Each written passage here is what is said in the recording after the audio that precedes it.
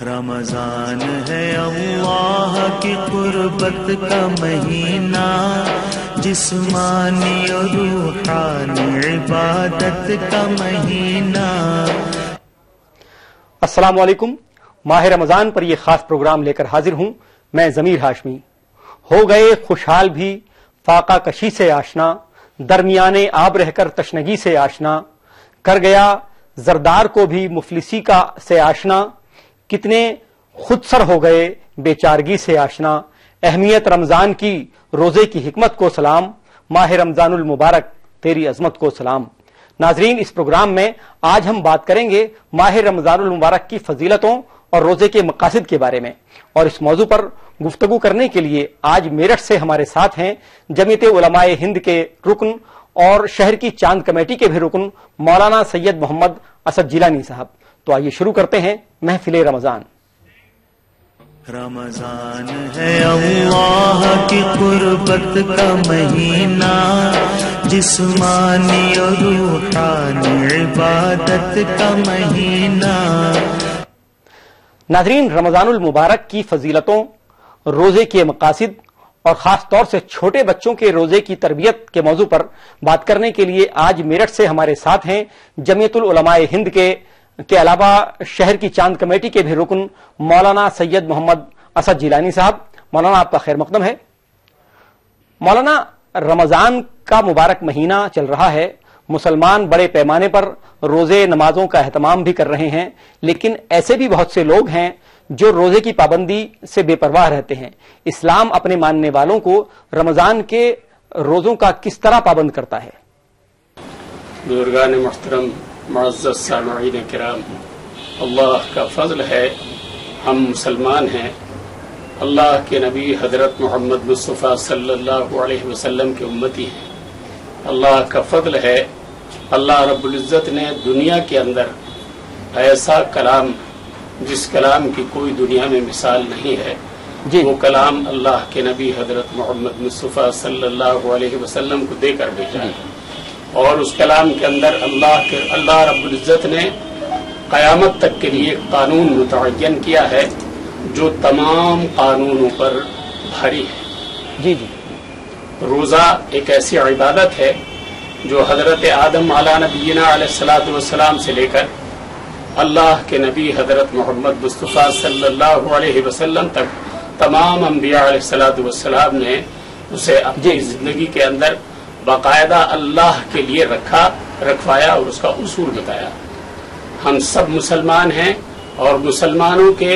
ایمان کا ایک جز روزہ بھی ہے۔ اسلام کے 5 ارکان، اہم ترین ارکان ہیں جو فرض ہیں، جس میں نماز ایک رکن ہے، روزہ ایک رکن ہے، زکوٰۃ ایک رکن ہے، حج ایک رکن ہے۔ اگر کوئی آدمی جان بوجھ کر اچھی طرح سے سمجھتا ہے اس بات کو کہ روزہ ایمان کا جز ہے اور پھر اس کا انکار کر دیتا ہے تو آدمی ایمان سے خارج ہو جاتا ہے۔ نبی اکرم صلی اللہ علیہ وسلم، اللہ کے نبی، قرآن کریم کی ایک تفسیر ہے، اور قرآن کریم نے باقاعدہ اپنے کلام کے اندر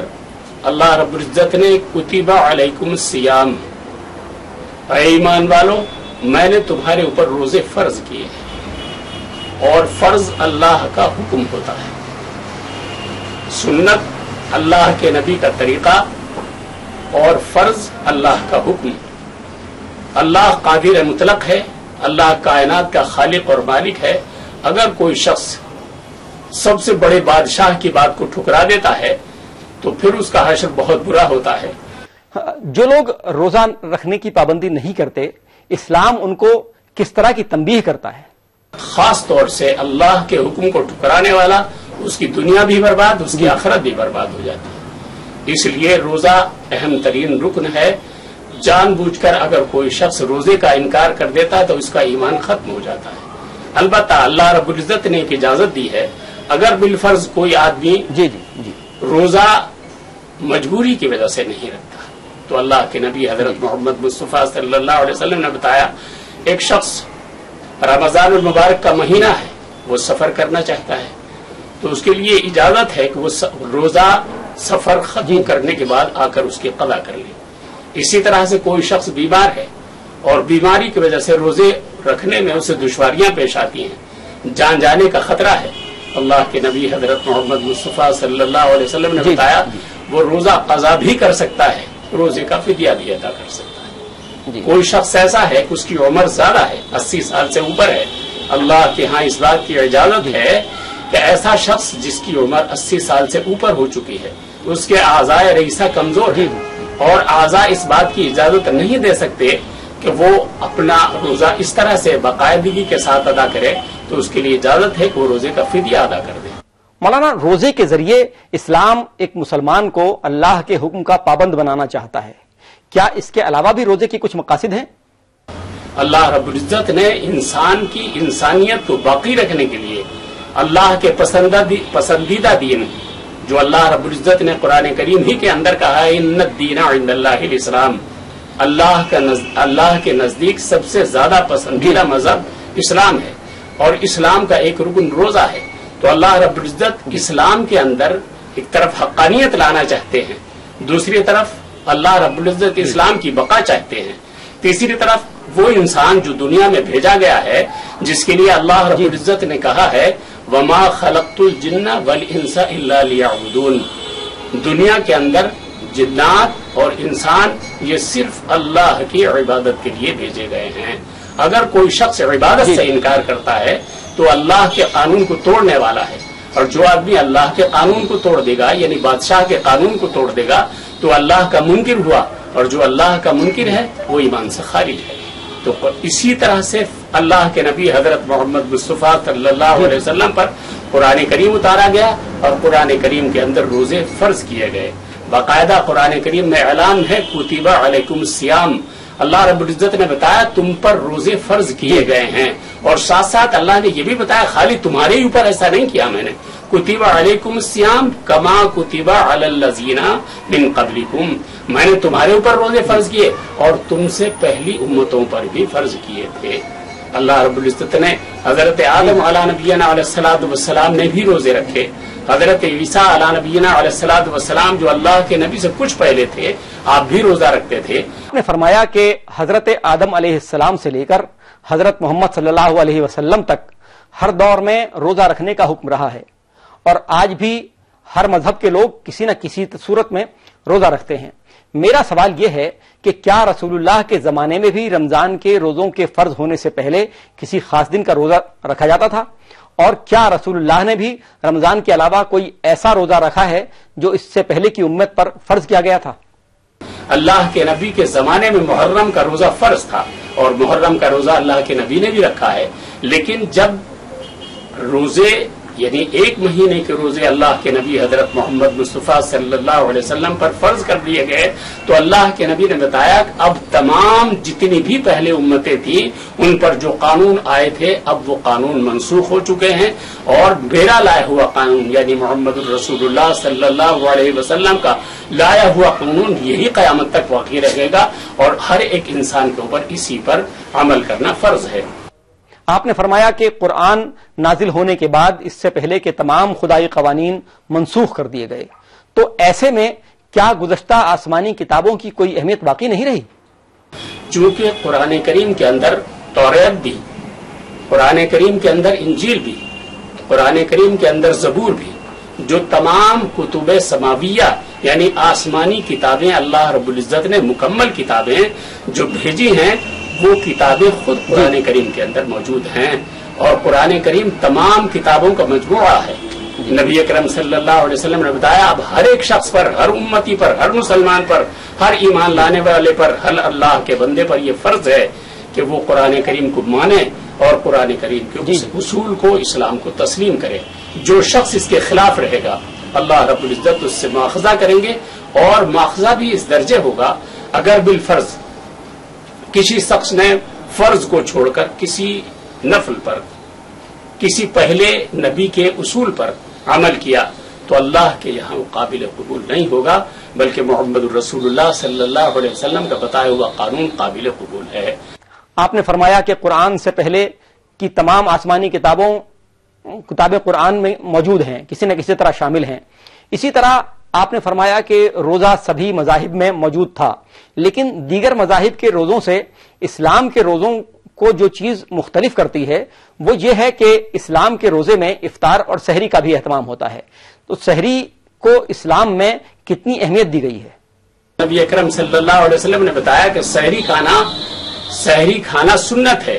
اور سحری میں برکات ہیں. ایک بار نبی اکرم صلی اللہ علیہ وسلم نے ایک صحابی کو بلایا اور ان صحابی سے کہا آؤ ہم ایسی عبادت کریں جو اللہ کے نزدیک ہر لقمے پر اللہ رب العزت 60 عبادتوں کا ثواب عطا فرماتے ہیں.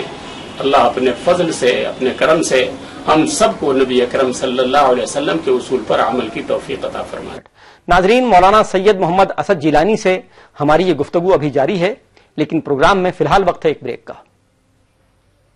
رمضان ہے اللہ کی قربت کا مہینہ، جسمانی اور روحانی عبادت کا مہینہ.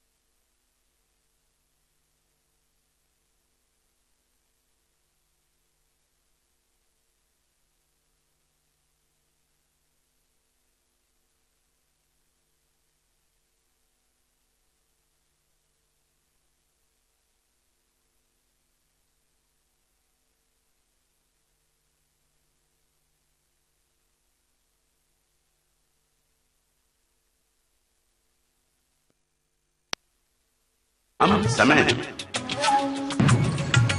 समय परिवर्तन है, समय संजीवनी है, समय मनुष्य है, वर्तमान है, भविष्य है, मासूम ममता की मीठी सी झपकी है। समय सभी का है, समय तुम्हारा है, हम समय, ये समय हमारा है, रहिए समय के साथ।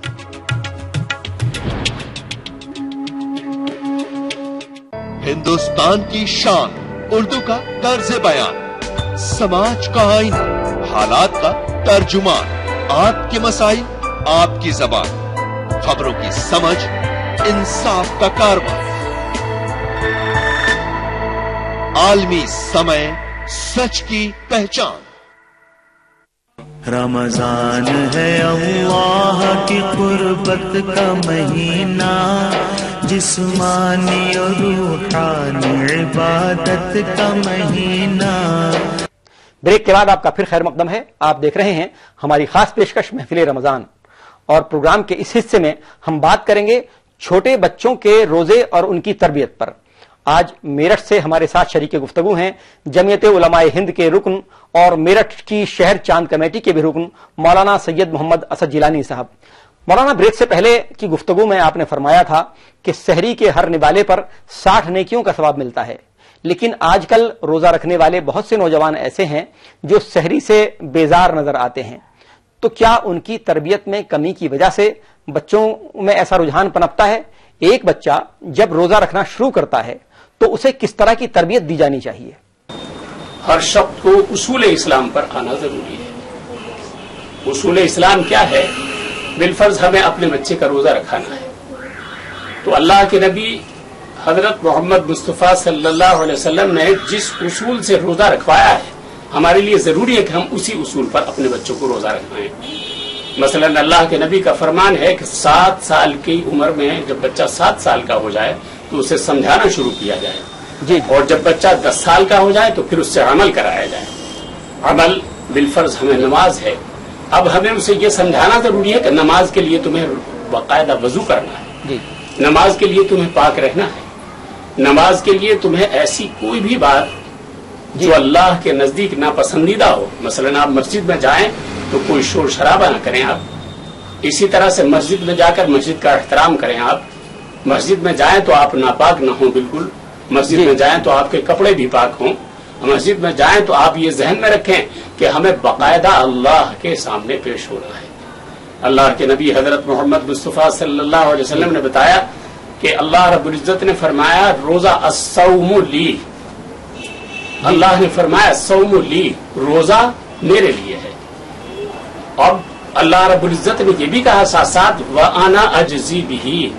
और रोजे की मैं खुद जजा बन जाऊंगा, या रोजे की जजा मैं खुद अता फरमाऊंगा। तो हमें बच्चों के बारे में खास तौर से ये ध्यान रखना चाहिए कि जब अल्लाह के नबी ने हमें ये समझाया है कि हम 10 साल की उम्र में रोजे की बच्चे को तलकीन करें और सख्ती के साथ उसको रोजा रखवाएं, तो हमें ये भी ध्यान रखना है कि अल्लाह के नबी हजरत मोहम्मद मुस्तफा सल्लल्लाहु अलैहि वसल्लम ने बताया कि नमाज और रोजा इस्लाम के रुकन है, लेकिन जान एक नेमत है। इंसान के जिस्म के अंदर अल्लाह रब्बुल इज्जत ने रूह डाली है, और रूह जिस्म का एक हिस्सा है। जब तक उस जान की, उस जिस्म की, उस पूरी रूह की इंसान हिफाजत नहीं करेगा तो अल्लाह के उसूल को तोड़ने वाला हुआ। अगर बिलफर्ज किसी शख्स ने रोजा रखा और रोजा रखने के बाद उसकी जान जा रही है, उसने इफ्तार नहीं किया, रोजा रखने के बाद उसको जान को खतरा लाहिक हो गया, उसने रोजा इफ्तार नहीं किया, तो वो उसूल इस्लाम के खिलाफ चल रहा है।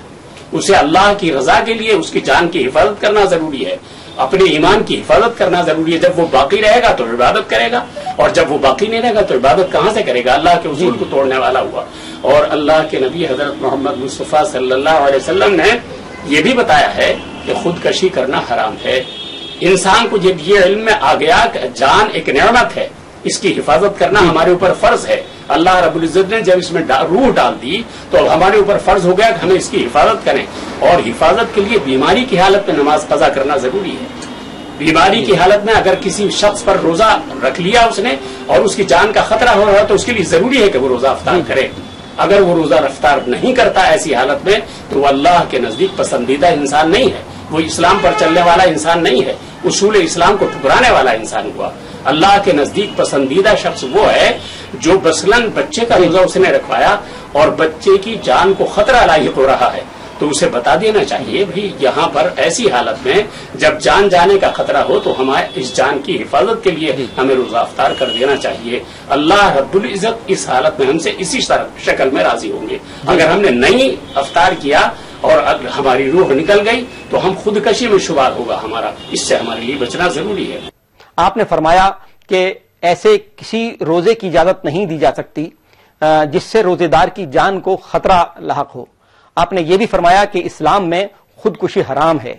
ایسے میں صاف ہوا کہ جو لوگ جہاد کے نام پر خودکش حملے کرتے ہیں ان کا اسلام سے کوئی تعلق نہیں ہے، کیونکہ جب اپنی جان بچانے کے لیے فرض روزے کو بھی چھوڑ دینے کا حکم ہے تو پھر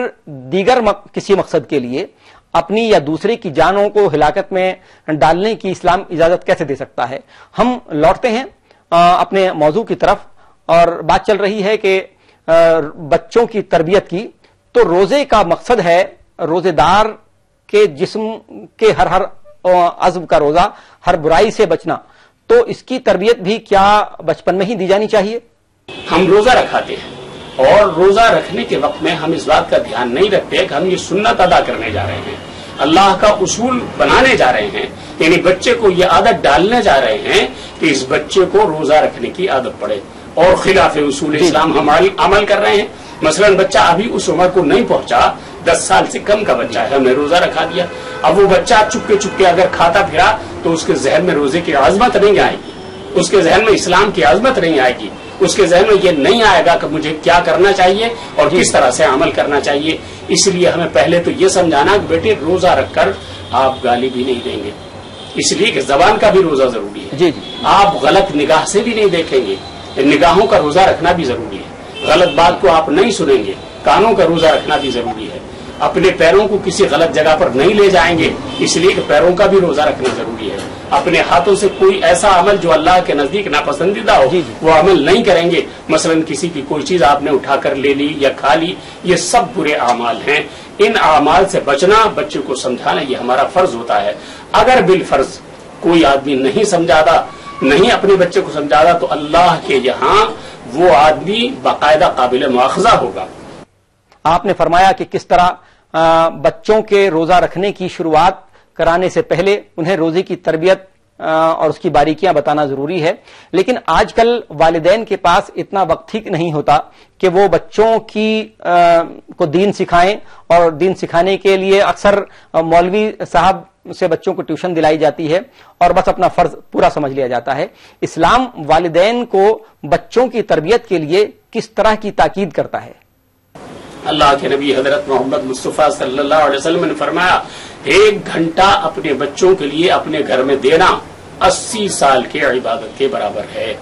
اگر بالفرض کوئی شخص اپنے بچے کو یہ نہیں سمجھا پا رہا ہے نماز کیسے پڑھیں، روزہ کیسے ادا کریں، روزہ رکھوایا اس نے، ایک بھیڑ اکٹھا کر لی، صاحب ڈھول ڈھماکے ہو رہے ہیں، باجے بج رہے ہیں، دنیا بھر کی بھیڑ اکٹھی ہو رہی، یہ سب سنت کے خلاف ہے، یہ اصول اسلام کے خلاف ہے۔ آپ اسے فرض کی ادائیگی کے پر متوجہ کریں کہ بھئی دیکھو فرض ہے روزہ رکھنا، اور جیسے اللہ کا حکم ہے اس طریقے پر روزہ رکھیں، سحری کھائیں، سحری کھانا سنت ہے، اللہ کے نزدیک پسندیدہ عمل ہے۔ اللہ کے نبی حضرت محمد مصطفیٰ صلی اللہ علیہ وسلم نے بتایا کہ سحری میں برکات ہوتی ہیں، ان برکات کے حصول کا طریقہ بتائیں کہ بھئی دیکھو نہ اتنا زیادہ پیٹ بھر کر آپ کھا لیں کہ آپ کو کھٹی ڈگاریں آتی پھریں، اور نہ اتنا کم کھائیں کہ آپ کو دن بھر دشواریاں پیش آئیں۔ تو آپ وہ طریقہ اپنائیں جس طریقے سے آپ کا روزہ بھی ادا ہو جائے، آپ وہ طریقہ اپنائیں جس سے آپ کی جان کو کوئی کسی طرح کا خطرہ بھی لاحق نہ ہو، آپ وہ طریقہ اپنائیں جس سے سنت اور فرض دونوں ادا ہو جائیں۔ سنت کیا ہے کہ اللہ کے نبی کے اصول پر روزہ آپ رکھیں، اللہ کے نبی کے طریقے پر آپ روزہ رکھیں۔ بچوں کے پہلا روزہ رکھنے پر افطار کے وقت جو کچھ رسمی تقریبات دیکھنے کو ملتی ہیں، شریعت کے لحاظ سے کیا ان میں کچھ غلط ہے؟ ایک بچہ جب پہلی بار روزہ رکھے تو اس روزہ رکھنے کے بعد اسے لوگوں کو باقاعدہ ہار پہنا کر بٹھا دیا گیا، اسے لوگ آ رہے ہیں، اسے کچھ ہدایات دے رہے ہیں،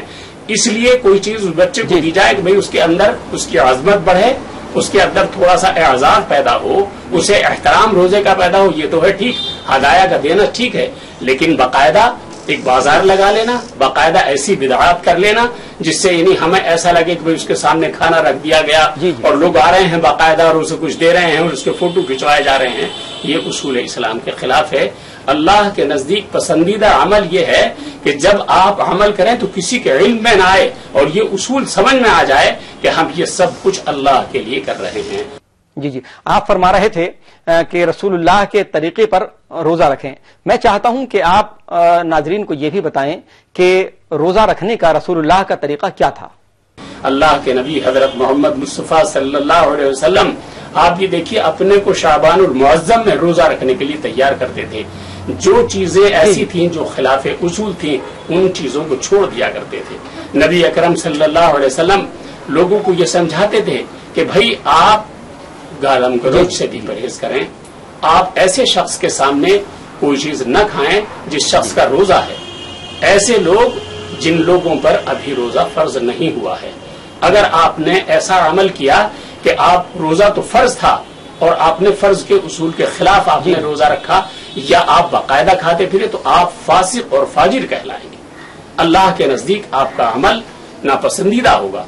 ناظرین، ہمارا یہ پروگرام اب یہ اختتام کے مرحلے میں پہنچ رہا ہے۔ ہم یہیں پر مولانا سید محمد اسد جیلانی صاحب کا شکریہ ادا کریں گے کہ وہ تشریف لائے اور ہمارے پروگرام میں شامل ہوئے اور ہمیں اتنی قیمتی معلومات دیں، اور جیسا کہ اس پروگرام کی روایت ہے کہ ہم اس کا اختتام اللہ اور اس کے رسول کے حضور میں نذرانہ حمد و نعت کے ساتھ کرتے ہیں، تو آئیے پروگرام میں شامل کرتے ہیں ایک دلکش حمد۔ تو ثنا ہو تیری کونوں مکان والے، اے رب ہر دو عالم دونوں جہان والے، بن مانگے دینے والے، عرش و قرآن والے، گرتے ہیں تیرے در پر سب آن بان والے، بے شک رحیم تو ہے رحمت نشان والے، اے رب ہر دو عالم دونوں جہان والے، یوم جزا کے مالک خالق ہمارا تو ہے، سجدے ہیں تجھ کو کرتے تیری ہی جستجو ہے، امداد چاہے تجھ سے سب کا سہارا تو ہے، تیری بارگاہ میں یہ بھی ایک آرزو ہے، رستہ دکھا دے تیرا رستہ دکھانے والے، اے رب ہر دو عالم دونوں جہان والے، وہ راستہ دکھا تو پروردگار عالم، جس پر چلا کیے ہیں پرہیزگار عالم، نعمت تھی جن کو ملتی تجھ سے نگار عالم، اور نام جن کا اب تک ہے یادگار عالم، تیری نظر میں ٹھہرے جو عز و شان والے، اے رب ہر دو عالم، دونوں جہان والے، ماتوب ہیں جو تیرے اے خالق یگانہ، گمراہ ہوئے جو تجھ سے اے صاحب زمانہ، ہم عاجزوں کو یا رب ان کی نہ راہ چلانا، کر رحم اتنا ہم پر اے قادر و توانا، مقبول یہ دعا ہو اے لامکان والے، اے رب ہے دو عالم، دونوں جہان والے، ہم دو ثنا ہو تیری کونوں مکان والے۔ اس روحانی ترنم کے ساتھ ہی ہمارا پروگرام آج یہیں پر ختم ہوتا ہے۔ کل انشاءاللہ ایک نئے موضوع کے ساتھ ہم پھر حاضر ہوں گے۔ فی الحال ہمیں اجازت دیجیے، خدا حافظ۔ رمضان ہے اللہ کی قربت کا مہینہ، جسمانی اور روحانی عبادت کا مہینہ۔